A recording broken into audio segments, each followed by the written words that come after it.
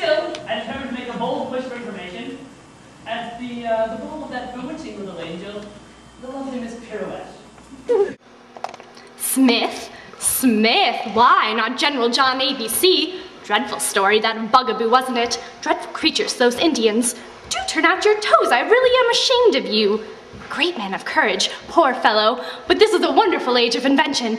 Oh dear me, I'm out of breath. Quite a desperado, prodigies of valor. Never heard? Can't believe it. I shall have to sit down and enlighten you.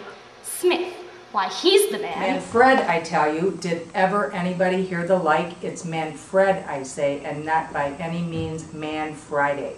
Here, Miss Bulbo beckoned to me, and I was obliged to leave Miss Pirouette in order to resolve a discussion, debate actually, touching the title of a certain poetical drama of Lord Byron's. Although I pronounced, with sudden promptness, that it was Man Friday, and by no means Manfred. Still, when I returned to seek Miss Pirouette, she was not to be discovered, and I made my retreat from the house in a bitter spirit of animosity against the whole race of the voters. Matters had now assumed a really serious aspect. And I resolved to call at once upon my particular friend, Mr. Theodore Senator, for here at least I knew I would get something like definite information. Smith? Smith? Why not? General John ABC? Savage affair that with the kickapoos, wasn't it? Say, don't you think so? Perfect desperado, great pity upon my honor. Say, wonderfully inventive age, prodigies of valor. By the by, did you ever hear about Captain Man? Captain Man be damned! Please, go on with your story. Well, quite lamentable, as we say in France. Brigadier General John ABC, I say, don't you mean to insinuate now, really and truly and conscientiously, that you don't know all about the affair of the Smith as well as I do, huh? Smith? John ABC? Why, bless me, he's the man... Mr. Simmons! Is he the man in the mask? No, nor the man in the moon. This reply I considered appointed and positive itself, and so left the house at once in high dudgeon, with a firm resolve to call my friend Mr. Sinovit to a speedy account for his ungentlemanly conduct and ill-breeding. There was one resource left me yet.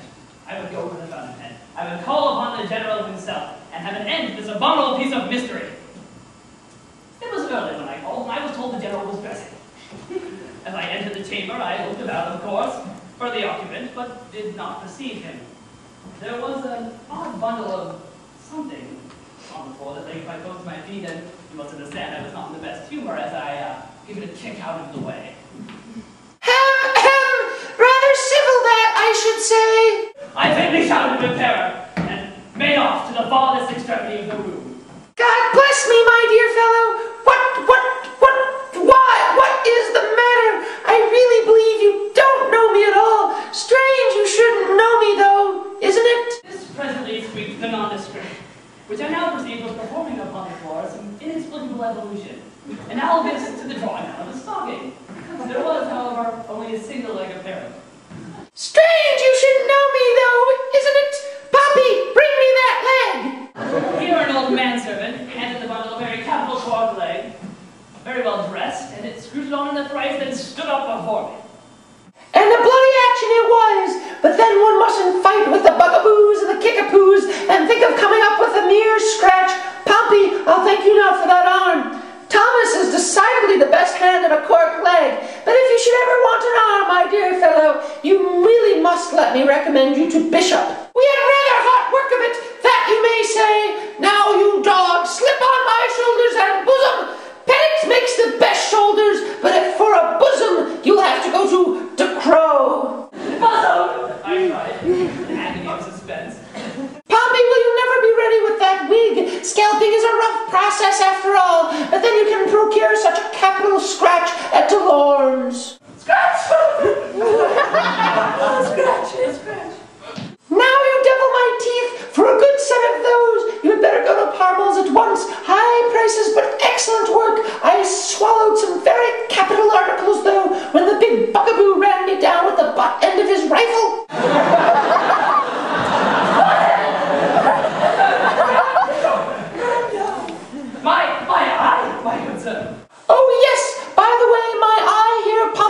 You screw it in. Those kickapoos are not so very slow at the gouge. He's a blind man, that Dr. Williams, after all.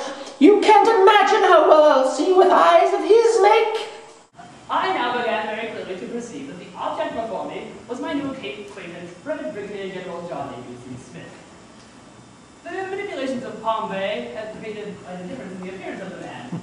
The voice, however, still puzzled me. But this was also soon cleared up.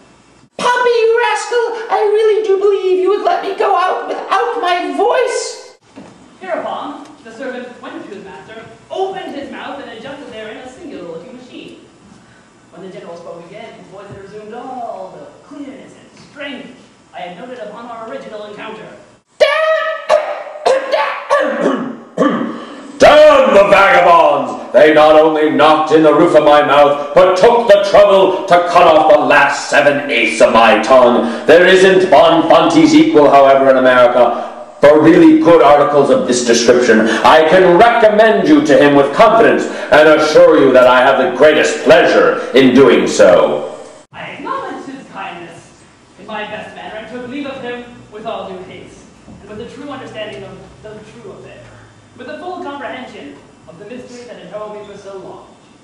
Brevet Brigadier General John A.B.C. Smith was the man that was reached out.